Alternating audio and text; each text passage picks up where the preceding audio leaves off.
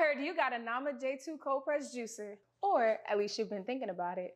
Well, you and I, my friend, are in the same boat. This is my brand new Nama J2 cold press juicer. My name's Adia and welcome to my channel, The Tree Hugger. In today's video, I am unboxing this baby and demonstrating how to properly assemble it. Before we get started with the unboxing, can we please take a quick moment to just appreciate how absolutely beautiful the packaging is on this thing. I just love how much thought and creativity went into the packaging of this box and really elevating the unboxing experience. You know, it's all in the details. Today's unboxing will focus on three main points. First, what's included inside of this beautiful box. Second, my experience purchasing this juicer on the NamaWell website. And third, the specifications of this juicer. So those are the three main areas I'm gonna touch on before diving into the assembly later on in the video. All right, y'all, the box has been unpacked, and as you can see, there were 4 smaller boxes inside. I really like how everything is separated out. I think this makes the juicer setup really intuitive for first-time juicers.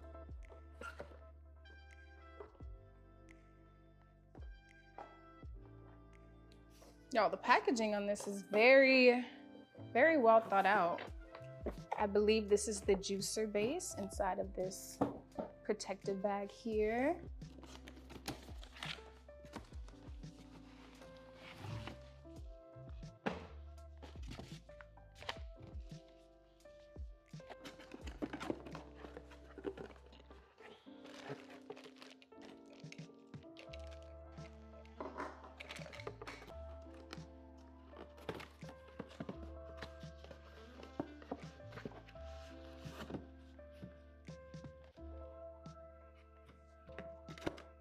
Okay, let's open up these bags.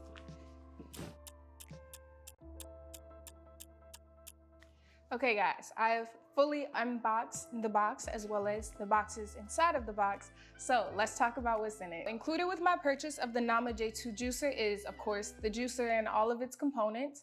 It also comes with a little cleaning brush inside of here. Also inside of the box are 3 different guides. So let's open it up and see. We have a quick start guide, very handy. We have the user manual, and we also have a cute little recipe book. Comes with various different recipes inside. I love that, so helpful. Now that we've covered what was inside of the box, I want to briefly talk about my experience with purchasing this juicer on the Nama website. Just in case you guys want to go ahead and purchase your own if you haven't already, this can give you a little preview of what that experience was like. The Nama website was very easy to navigate. I thought they did a great job of describing the different juicers and comparing the various models that they offered. For example, I actually learned that this juicer can make nut-based milks. That was a very nice surprise because I actually cannot, or at least should not be drinking dairy, and I do use a lot of milk alternatives, so now I can make my almond milks and my cashew milk right here at home. The J2 juicer here is offered in 3 different colors, and the color actually only varies in the base. All of these other components are the same, but it is offered in white, gray, and black. Obviously, I chose the black model just because black matches my other juicers, and I think it's cute that they're all uniform and the same color. One really nice perk of all Nama products is that they actually offer a 15-year warranty on all parts, and your juicer is automatically registered for that warranty upon purchase. So if any part of the juicer fails due to defective material or workmanship, Nama will actually repair it or completely replace it for you. This is as long as the juicer was utilized for like normal and intended household purposes. For me, the fact that that warranty lasts for 15 years and covers such a long period of time, it actually gives me extra confidence that this is an intentionally well-crafted juicer. The base price of the J2 juicer is $150, and I ended up paying about $28 in taxes. But this will vary based on your shipping address. Another nice thing is that shipping was free because Nama provides free domestic shipping on orders over $100. That would have brought my total up to $578. However, I had a discount code from another content creator that I actually follow on Instagram. So it brought my total down to $520. If there are any other juicing content creators that you follow, I encourage you to check their Instagram pages or even the Nama Instagram page and see if you can find a discount code that you can use when you make your purchase. If you're getting any value from this video so far, y'all, make sure you like and subscribe to my channel so that you can catch future videos with this Nama juicer. Now, before we dive into the assembly of this juicer, let's take a closer look at all of its pieces. I want to briefly cover all of the components that come with this juicer, as well as their function within the overall juicer. Right here, we have the juicer base, and the base is that main motorized unit that's going to be used to power the entire extraction process. Right here, I have to unattach these, but right here we have what is called the chamber, and inside of the chamber is where most of the juicing is going to occur. The pulp comes out of one outlet and the juice comes out of the other outlet. Right here we have the hopper as well as the hopper lid. And the hopper is where you're gonna add in all of your produce. It kind of acts like a feeding chute that guides the produce down into the chamber, where of course it is then processed and the juice is extracted. The hopper on the J2 juicer is about 5.3 inches wide, which means that you can fit entire pieces of produce in here at once. This is really great for people like myself who like to batch juice because it really cuts down on the amount of prep time that you have to take to cut up your produce, and it makes for a mostly hands-free juicing process. Inside of the chamber, we have what is called the auger. The auger kind of acts like teeth in a way. It rotates in a chewing-like motion, crushing the produce in that process. This is what allows the juice to be extracted out. And also inside of the chamber here, we have what is called the spinning brush. I have to separate these. Okay, so this piece has a pretty interesting function. It basically acts like a built-in cleaning mechanism that rotates around as the juicer is running, and it brushes against this inner strainer here to remove any pulp residue, which results in a smoother juice. Right here we have the juice strainer, and then this piece here is called our coarse strainer. So both strainers actually sit inside of the chamber, but which one you use is actually up to your personal preference. The juice strainer has very fine mesh that removes pretty much all of the pulp that results in a very smooth juice. Whereas the coarse strainer here, it has actually larger openings that allows some of the pulp to pass through, resulting in a thicker juice. Allowing some pulp in your juice is actually a great way to introduce more fiber into your diet. I'm not really a pulp person, I'll get my fiber somewhere else, but you do have the option to use either one. These pieces right here are your juice container and the lid for the juice container. And right here is the pulp container. The juice container catches juice as it pours out of the outlet that's connected to the chamber here. The pulp container is going to be used to catch any residual pulp that's left over once the juice has been extracted from the produce. Inside of this bag here, we actually have two different pieces. This is called the pusher, and it's used to push produce down further into the hopper so that it can more easily access the chamber. You won't always need to use the pusher, but some produce might need a little bit more than gravity to help move it along. So this is a very helpful tool. It's also a safe and gentle way to move down the produce that won't damage your juicer or your hand in the process. Here's that cleaning brush that I mentioned earlier. As you can see on this side, we have a very wide brush with wider bristles that makes for easy cleaning of the inside of the juicer. And then if you flip it over, we have this little notch here that can be used to push out any pulp that's stuck, as well as a much smaller brush with finer bristles that can be used to really scrub inside of those nooks and crannies. Finally, here's the power cord. The power cord is detachable, which is really great. It's gonna make for easy cleaning in case you need to run anything through the wash. I do not recommend putting water directly over your juicer base, but if you need to run a damp cloth around it, you can just take this power cord off here and clean the entire thing. All right, y'all, perhaps the moment you've been waiting for, we are now going to assemble this juicer. If you've enjoyed this video so far, make sure that you like and subscribe so that you can catch future videos with me.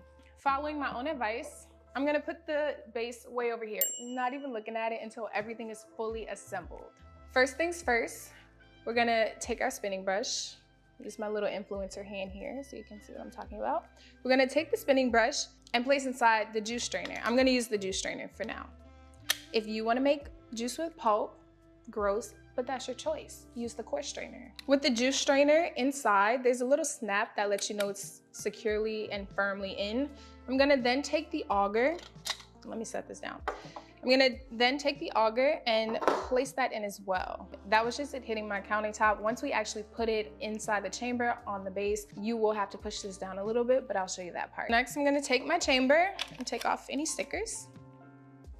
All right, placing it down on the counter, I'm gonna look at my assembled piece here, right?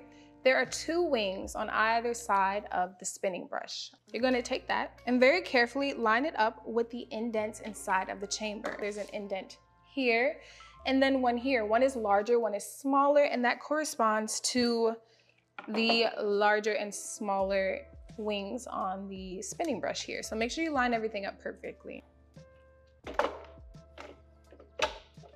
Once inside, we're gonna gently push down the auger so that it lies flush with the top of the chamber. You might hear a little bit of a click. I don't know if you'll hear it on camera, but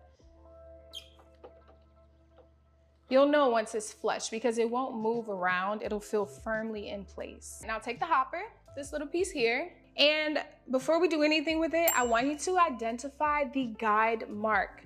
It's a small raised vertical line here at the very bottom of the hopper. We're going to use this guideline to place the hopper on top of the chamber. The guideline here lines up on top of the unlock symbol on the chamber. Taking my guide mark, I'm gonna line it up directly over that unlock symbol. Clicks perfectly into place, and then rotate it clockwise until the guideline lines up over the lock symbol. That's how we know it's obviously locked into place. All right, and now that we are locked in, you're gonna take your juicer, bring it back into the picture. Literally for me, figuratively for you. Take your fully assembled piece and ensuring that the handle of the hopper is lined up with the front of the juicer base. Just slide that baby into place, okay? If you're having trouble with this, make sure that the lock mechanism on your pulp outlet here is actually secure. If it's open, there'll be a little bit of a space that can make this unsteady, and we don't want that. With all of our pieces fully assembled, we can add on our little accessories that are not actually accessories, they're part of the whole experience. All right, taking the juice catcher here, we're going to place it under the juice spout. The juice outlet is going to be the spout that has a lid that flips up and flips down. And then we're gonna take our pulp catcher here and place it under the other spout. And the pulp spout is the one that has the little sliding lock here. We're gonna then take the power cord. You're going to insert that power cord at the very back of the juicer. Plugged in, perfect. And then this little piece here, like I said earlier, this is the pusher. So as you're loading produce into your juicer, you can open the hopper lid by pressing in this little button on the inside of the handle, popping it open. As you're loading produce into the juicer, right, then you're done, you'll close it up.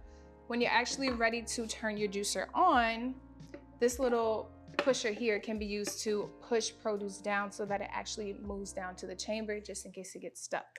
And finally, when you're actually ready to start juicing, you'll just turn your juicer knob to the on position and it pretty much does everything else for you from there. A little tip about this other side here, the other side of the knob, it says REV, that stands for reverse. What that does is that in case any produce gets caught inside of the chamber, you can reverse it, which causes the chamber to spin in the opposite direction and push that produce back up to kind of give it another opportunity to be properly crushed during the extraction process. And I think that is all for today's video. If you have any other questions, please go ahead and comment below. I'll answer them to the best of my ability. I want to thank y'all so much for watching through today's video, and I'll see you next time.